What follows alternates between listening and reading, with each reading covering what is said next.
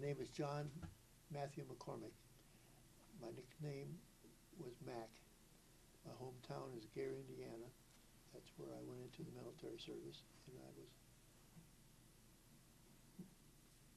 19 years old. I was a laborer in the steel mill at the time, and had worked a 12-8 shift, and after 8 o'clock in the morning, I took a shower from the steel mill and ran 12 blocks to the American Legion post, where they were given the written examination if you wanted to be an aviation cadet. They had changed the law, and previous to that time you had to have 2 years of college education, and then because President Roosevelt said if we needed 75,000 planes, and you need 75,000 pilots to go with those planes, so they changed the regulations. They said no longer is the requirement for a 2-year college education. So that's how, when I heard about that, I went to take the written examination. And after the examination, the lieutenant in the Army Air Corps, this was still Army Air Corps, went and looked at my answers, and you had to have 70 to pass the course. Well, when he looked at it, I had 68. And he said, well, that's too close. So we went over again, and it came out to 71. He said, you're in. So I went home. That was in April of 42. And I had to wait until July of 42 before they actually called me up. So I went back to work in the steel mill and was injured. And I thought maybe I wasn't going to be able to get into the flying cadet program, but the injuries weren't that serious. So around July, 1st of July of 42, I was called in and went to Kelly Field, which was a pre-flight center, like basic training. And it was a classification center there, and where they determined whether you were going to be a pilot or a navigator or a bombardier. Well, I passed the test, and they assigned me to be a pilot. So in December of 42, I was assigned to a primary training school in Vernon, Texas, called Victory Field, where I flew PT-19s and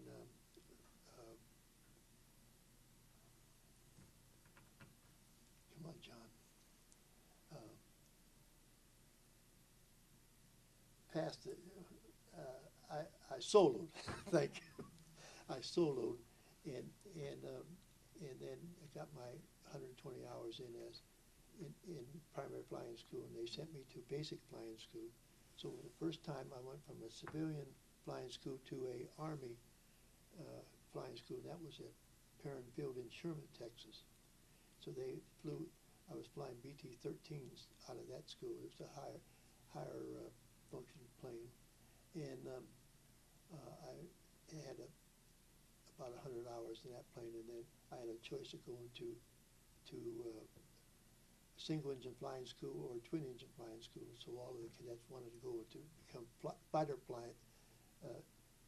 pilots, and so there was five cadets to each instructor, and all 5 of us wanted to go to a single fighter school, and 4 of us went to twin engine school, and I was one of the 4 that went to twin engine school. So I was then stationed at Lubbock, Texas, on the western side of Texas, where I got in 120 hours in as a twin engine pilot flying AT-17s and AT-9s. On May 23rd, 1943, I was commissioned as a second lieutenant, was given pilot wings, and a lot of my cadet classmates went to a B-17 school down in Pio, Texas, and out of the entire class, there were about 7 of us who were left on the base. They transferred us over to the officers' BOQ because they didn't have us assigned yet. I hardly had my barracks bag in the BOQ when orders came in assigning myself and 8 other officers to Tucson, Arizona to fly twin-engine bomber planes. Well, when we got to Tucson, there weren't twin-engine bomber schools. It was a B-24 school. And I was assigned to the 444th Bomb Group. The 444th Bomb Group turned out to be the first B-29 bomb group that flew in World War II. But they were flying B-24s at the time, and I was assigned and checked out as a co-pilot in that B-24 outfit. And then they were transferred from Tucson, Arizona to Great Neck, Kansas to fly B-26s, from B-24s to a twin-engine school. And then they were waiting for the new B-29s to come out. And so they became the first bomb group that were assigned B-29s, and they went overseas through the South Atlantic over through India, and they flew B-29s over Japan through India. But in the meantime, I was transferred to another training school at Tucson, where I was made a pilot and was given a crew. And the first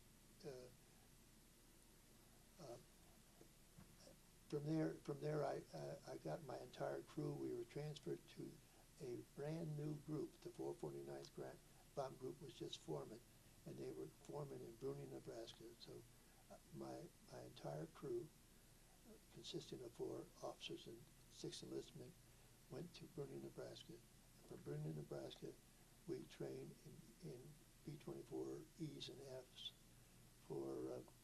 from September through November, latter part of November of '43.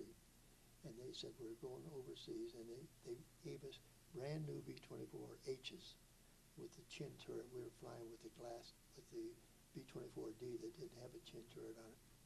And I was given the first B-24H to come on that field. They assigned it to me. And so I'm sitting in there and looking at this brand new airplane, and they have a little knob on the pilot's stick, and I took it off, and there was a lady's name on there, some woman that had worked on the plane at Willow Run. And I said, well, I'm going to go ahead and write to her and tell her I got her plane. But it turned out that I had the plane for about 3 days, and I lost it. The commander of the group decided he was going to use that plane to fly overseas. So all the rest of the planes came in. There were 16 planes, 17 crews.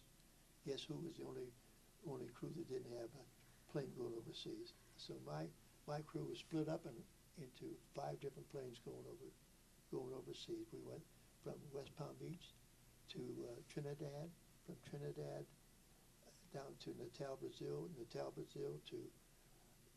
to Belém, Brazil, then over to South Africa, Senegal, and Dakar. And then from Dakar, we went from Dakar up to Casablanca, from Casablanca over to Algeria, a place called Chateau d'Un, where I'm still flying with another crew. And what I want to tell you, funny story, I'll tell it anyway, how I met Jimmy Stewart. I was training at Bruning, Nebraska. I went to the officers club, and there was a nurse that I had met from my hometown of Gary, Indiana. And she said, "Well, come. We were having a party at the officers club in Lincoln." I was stationed about 100 miles south of there, so I went to the officers club, and she said, "Well, Jimmy Stewart's here." And I said, "Oh." And she said, "Yes, in fact, he's out on the dance floor. He's dancing with the commander's daughter out there." And so I'm looking at it in the dance floor at the officers club, and everybody was about 5'10", and then all of a sudden, there's a big, tall person. That's Jimmy Stewart. So I was out in the outside of the dance floor in the lobby there. I was talking to some of the people on his crew that were in the squadron, and everybody loved Jimmy Stewart. They thought he was a fantastic person. Well, since I had been sitting at the bar drinking beer for about 3 or 4 times, I had a call of nature. So I headed for the men's room, and I'm standing there at a urinal, and black shadow was right next to me, and I looked up, and this man looks down at me and says, "Hi," and so that's how I met Jimmy Stewart. But I'm over in North Africa, and it's Christmas Eve, and I went to the town of Constantine, which is the capital of Algeria, and on the way back, it was Christmas Eve, and on the way back, I'm in the desert, and I'm thinking about the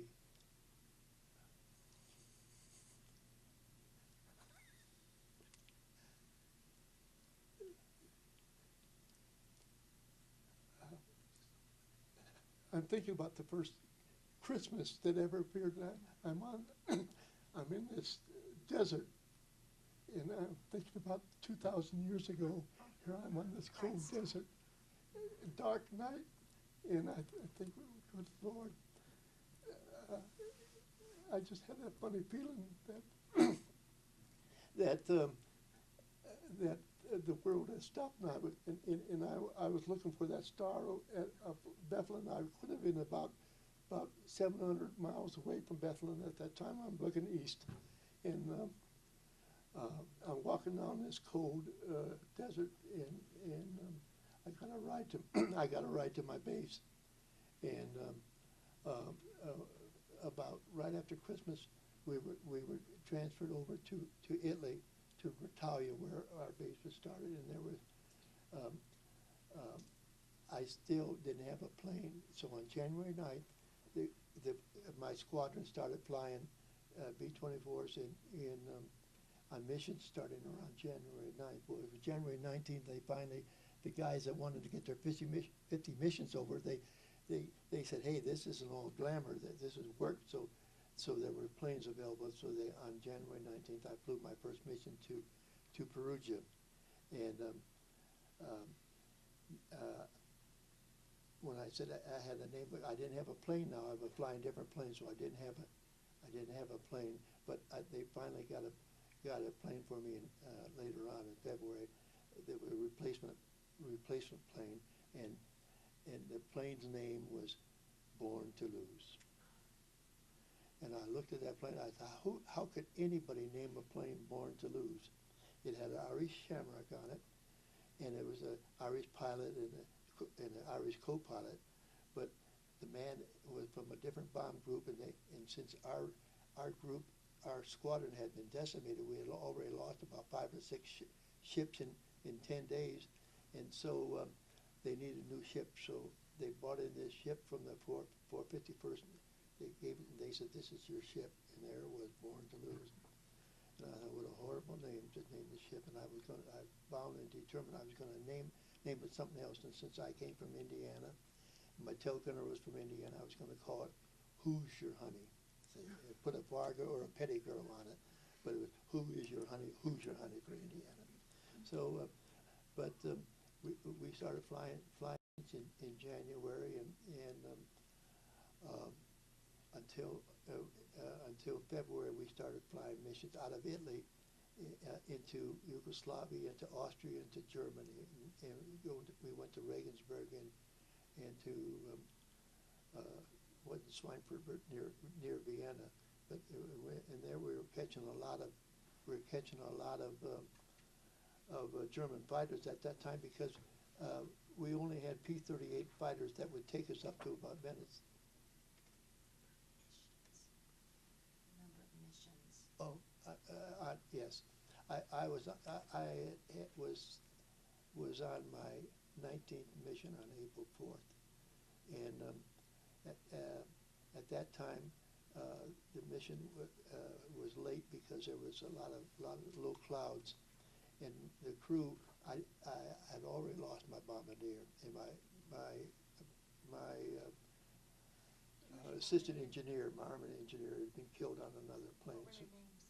What were their names? One was Sergeant Cheatham, and he was killed on a mission in northern Italy, flying with another crew.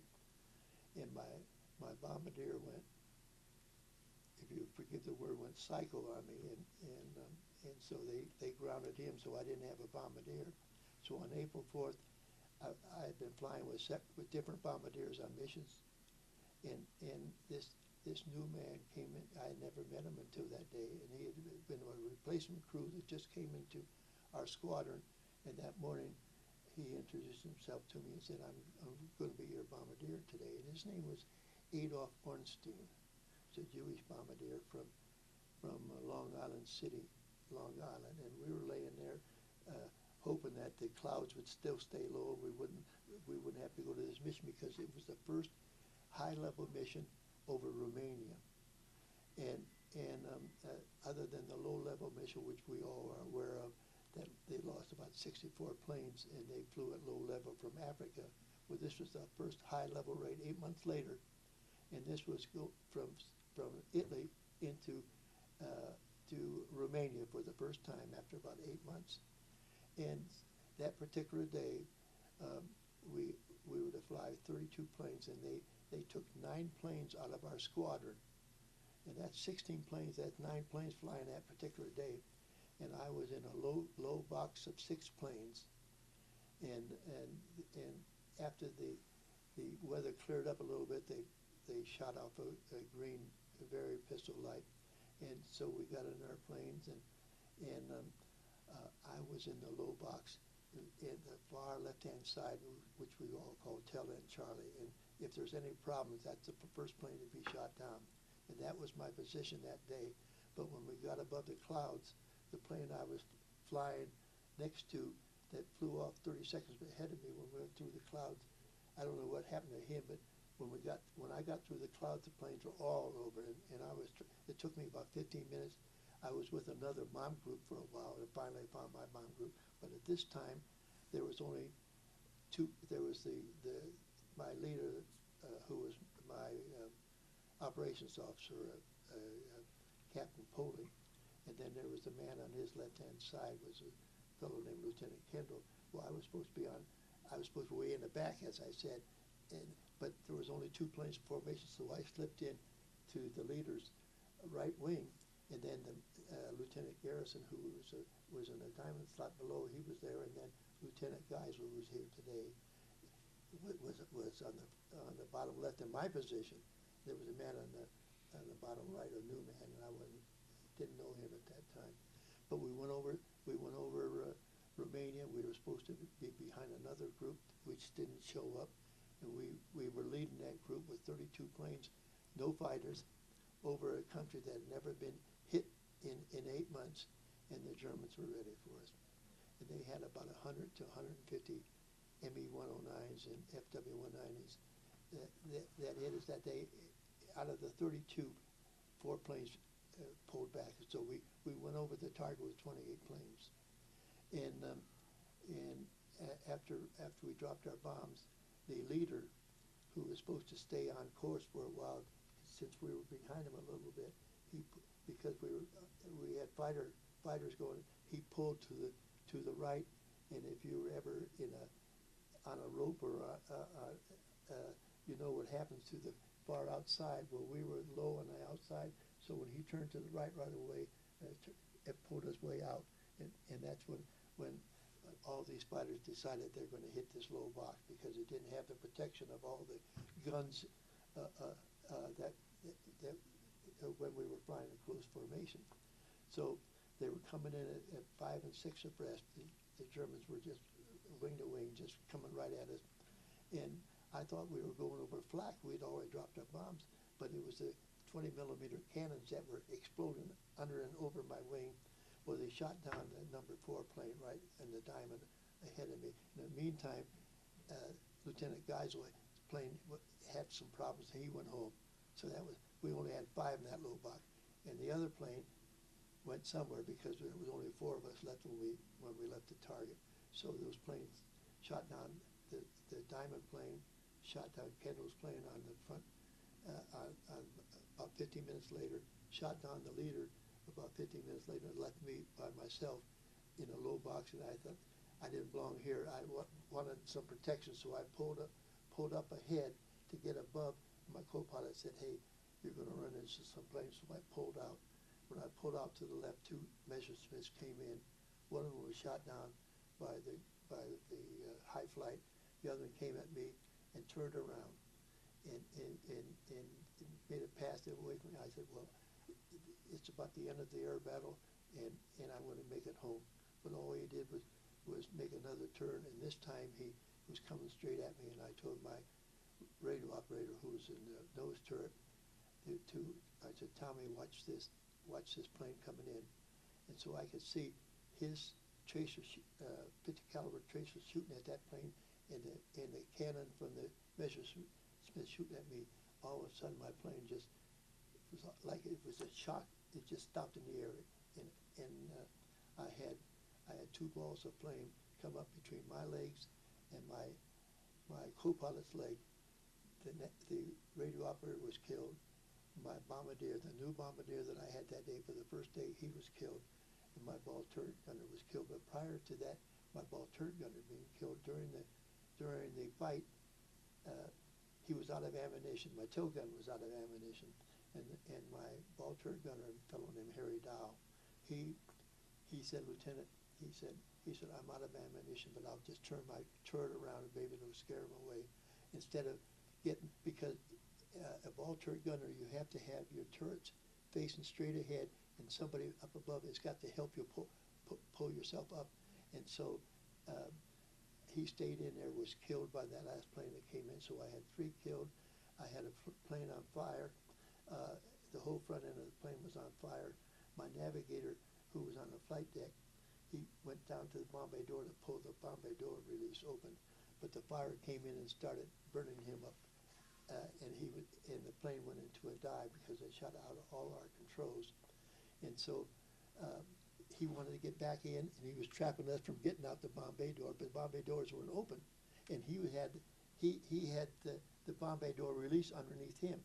So there we were, the co-pilot and myself and the engineer were laying on the flight deck with the navigator trapping us in the plane was full of smoke and fire.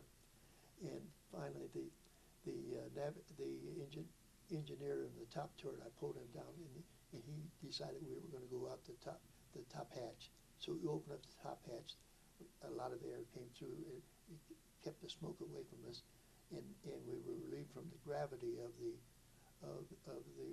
pull of the plane when it came up from that dive. And my co-pilot went ahead and went up to the pilot's console and pulled an emergency bomb bay door release.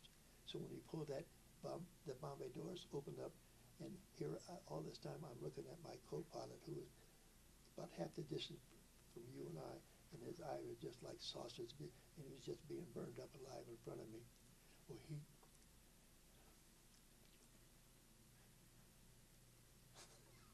why am I doing this? It's okay. Good. It's important to remember. It's important to remember. But anyway, he turned around and fell through. There's a catwalk right in the middle of the plane. He fell through the left-hand side, and my engineer and I pushed the co-pilot out the right-hand side, and then I pushed the engineer out the left-hand side. That left me by myself. And I was just halfway in and halfway out, and I finally fell through the plane. But while I was hanging half in and out, I noticed that one of the chutes that went out the left side was hanging up in the bomb bay door. So I knew that one of the guys that went out the left hand had pulled a chute too soon. And I got out out of the plane, but the plane was in a spin to the left, and so the guys that went out the right-hand side were smack backed up in the plane, and my co-pilot and I went out the right-hand side, and so we were out the inside of the spin, and so we were able to clear the ship. And why, it's just left, right, no other reason and that's why I'm here today, because I went out the right-hand side. But my helmet came off, and I noticed that an entire panel of my parachute had been split open, and I'm saying, well, boy, if I ever get back, that parachute rigger is going to catch something. But I found out later on from a paratrooper that happens when you pull a chute too soon. It'll break that panel. And so, and I'm choking with a lot of smoke, that I've been swallowing, and as I look forward, here comes the Messerschmitt plane at me, straight at me, and I thought, well, if you're going to shoot me, there's not much I could do. But and just before he got to me, he swung to the left and waved to me as he went by. By that time, I was so close to the ground that I looked down at the ground, and I was never given any parachute training. So they says, here's your parachute, count to 10 and pull the ripcord. Well, I counted to 2, I think, and I pulled it, and nothing happened. It was a chest pack. I'm sitting there with this D-ring in my hand with but that much of a cable on it, and I'm looking at it, and I'm looking down, and the chest pack is still there. So I dropped it, and I started grabbing with my hands, and all of a sudden, the pilot chute came out. I didn't know it was a pilot chute. Something flashed in front of me, and then all of a sudden, the chute opened up, and it stopped me with quite a jerk. And am I telling my story right? Yeah. About that time, I looked down and the ground started coming up at me. And as I said before, I was never given any parachute training, but they say don't ever do that. You're supposed to look straight ahead, because that way you can see how fast you're coming to the ground. I looked down and the ground came up and hit me. And I was wearing English flying boots. I twisted my right ankle to where I couldn't walk anymore. And about that time, I saw a couple little peasant girls in a field running somewhere. And I looked where they're running. It was a little town, and out of the town, as I landed, were a bunch of people in high beaver hats and with shotguns and pitchforks, and that headed towards me. So I sat there, and I had a little diary that didn't have much in it at that time, but it had my name and serial number. So I tore that out. I was sitting there, and they came to me, and the first thing they wanted to know, I said, "Are you Ruski?" No. Deutsch? No. He said, "Amerikanski." I nodded yes. And the fellow put his arms around me and said, "Conrad." Well, I thought I was in Yugoslavia with the partisans. And so they carried me, because I couldn't walk. They took my chute and carried me into this little town, and I sat on a bench. People were surrounded all around me, and they were trying to converse with me, and they'd say, again, sprechen Sie Deutsch, capisce Italiano, and parlez-vous français. Well, I had taken 2 years of Spanish about 7 years ago, and I said, "Se habla español." Well, some guy walks in front and starts hitting me with all this Spanish, and I didn't understand a word he was saying, so I just shook my head. No, and so there was a little girl, and they were all in peasant costumes now. If you ever seen Little Abner with all those peasant people that he had with the people, they were just like that. And this little, I think it was a boy, came up and he said something to me. I didn't understand. He went, pointed at himself. He says, "I am 12 years old." He said, and pointed at me, "How old are you?" And I said, 21. And they all looked at each other. He said, so young, say. And about that time, the guy that went into the house, he came out, and he had a 1932 Graham Page. You're all too young to know what a Graham Page is, but it was one of the old automobiles about the time when Ford started making his Model Ts. And he said, "Amerikanski car, multi-bone," meaning it was a good car. And all these people were laughing and trying to look in the window at me, and I thought, I felt like Doug Corrigan, who had just flown over the Atlantic and landed in Ireland. Everybody was cheering. I thought surely I was with the partisans, and everybody was happy with me. Well, they took me about a block, and they stopped at a little brick building. Everything else was wooden with fences all around it. And I got out, and the people surrounded me again, and they were happy. And finally, I heard a voice that wasn't a happy voice. And I turned over to where that voice was coming from, and someone hauled off and cracked me across the side of the face. And they pushed him aside. I guess you knew that I found out in a hurry that I was not in Yugoslavia. So they put me in like a cloakroom. It's any room in this city hall business, and I was there, and people were peeking in the window at me. And about a half hour later, my co-pilot came in, and with one of my gunners, and he said that they had seen my navigator, and he had been burned almost unrecognizable, and that he still had his chute on, but shroud lines were about that far, so I knew that this was my navigator that had pulled his chute too soon, and they'd taken his dog tags off of him, and then I had another man. Then another waist gunner came in.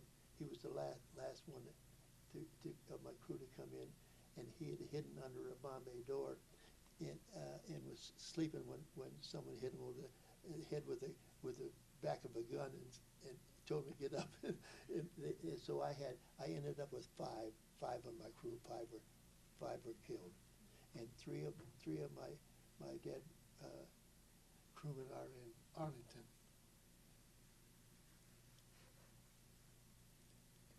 And my navigator is in an American cemetery in Belgium. And the bombardier who I had that day, I don't know where we're still looking to find out where he was buried. What's his name? Ornstein, Adolf Ornstein, yeah. And so that night, about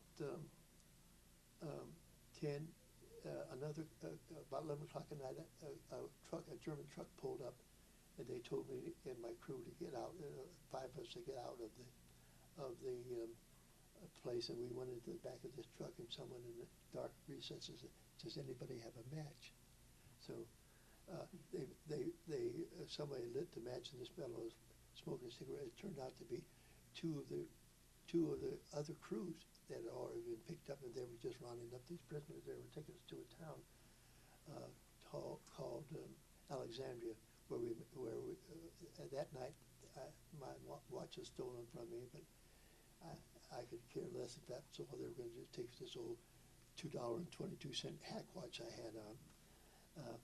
But it turned out the next day they were bombing Palesti the following day, and so we had to wait that day, and they brought us into Bucharest that night. Well, what had happened is that was, as I said, it was the first mission over Romania, and we were hitting the Martian yards. Well, early that morning, they had all these refugees in the Martian yards, and they had a practice air raid, and they had to all get out of their cars and go into air raid shelters and that, and then it was over with. They got back in the cars, and here we come over with the real McCoy. And so they said, real McCoy, the alarms went off, and they said, hey, we've already practiced already. So they were in there. We killed over 2,000 civilians in that Martian yard that day.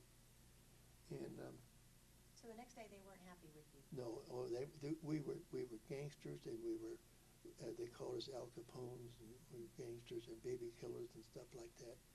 And when they marched us through town, people were trying to get through the soldiers to get to us, but as long as we're with the military, we were safe. But we opened up that prison camp, this brand new. The low-level people were in a sort of like a Daytona Beach resort up north of us, and we were hoping that they'd send us there. But we were different than those low-level people because we killed all these civilians. And so that night we opened up the prison camp, which was the old Iron Guard barracks of King Carol. And we were the first 17 members in that camp. Within 5 months, grew to 1,500, all air people, American air people that were shot down over Palesti, and British people, that RAF people that flew at night. Our prison camp was located not outside like in Hogan's Hero, outside in the forest somewhere. We were right in the center of an industrial area. So when they came over at night, the British, they dropped them all over us. One night they knocked off the roof of the building I was in, broke all the windows, and they, thank the Lord, they only had they were using 200-pound bombs, but it blew a hole in the center of the street, and 3 other bombs dropped in that prison area. Later on, they were using blockbusters when we moved to a schoolhouse, and they wiped out entire blocks all around us. And thank the Lord that the explosions were so great that it pulled all the air out of it. It was hard for us to breathe because it just sucked all the air out. And so we had people in there that was getting pretty crazy. That was in the prison camp from all that. So How long were you there? I was there from April 4th until August 23rd. On August 23rd, the Romanians decided to get out of the war, and they came in and said, "You're free."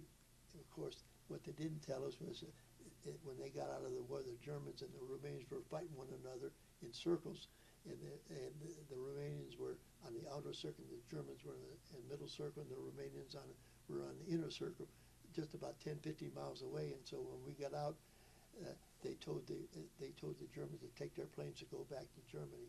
The Germans went. They took their planes 30 miles away, loaded up with bombs, and came over. So about 3 or 4 days, they were dropping bombs all over the city. And here we were, freed at last, in the middle of a disaster area. So we had a colonel that was shot down a week before, and his name was Colonel Gunn, and he.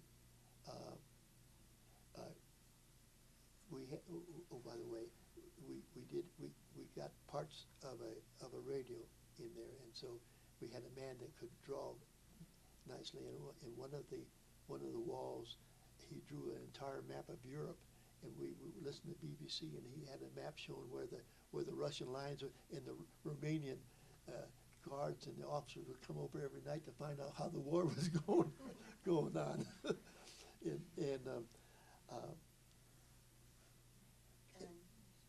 About Gunn. Anyway, Colonel Gunn decided, well, we were in deep trouble with the Germans being pretty close to with the Germans being so close that he asked them if they would supply him with a plane. So they supplied him with a World War I Italian plane, and he got up off the ground maybe about 5 miles, and the engine conked on. He had to come back in. So then they used a Messerschmitt with a Romanian ace pilot, and he said, "I'll take you over to Italy, to Bari, Italy, where the 15th Air Force was." And they stuffed him into the glove compartment, and he told them where to go in that. And so they flew him over to Bari, Italy. He landed, or not to Bari, he landed at his field in Foggia. And then he contacted General Twining. General Twining then made arrangements, and about 5 days later, they brought in a bunch of B-17s that landed at this grass field. B-24 couldn't land at a grass field, and they took us out in 2 days, and 20 people, POWs, to a group. And so that night on August 30th, we 4 hours after we took off, we were back in Italy. So as we said, well, there's a book that the Second Bomb Group wrote, and in the book they have a story about me saying that I never thought I would love to see a B-17, but there, when those B-17s came over and landed, I changed my mind about a B-17. But B-24s and B-17s, we always had that big argument. The 24, you had to fly a 24 all the time. If a fellow sneezed in the back end of the plane would get out of balance, and you'd have to, but you fly. If it was an 8-hour mission, the pilot was continuing flying and fighting that plane. Whereas the 17, it was built so beautifully that in flying formation, they could put it on autopilot. They could sit back there and fly formation on autopilot with one hand. So it was a different. That's what we said. You don't know how to fly. You flew by remote. And so we always thought it was a better shaped plane, as we know. But we were stationed an hour back of them. They were stationed in Foggia. We were stationed way down in the southern part. We'd take off we'd take off a half hour to an hour later than them, and we'd beat them to the target. And we could carry more bombs. We could go further, but as far as the plane being, they had a better plane because you could hit them and they could take a lot of damage. And if you hit any of our hydraulic fluid lines, we were a mess. We were on fire almost. So that's the B-17 and the B-24 thing. All right. Good job.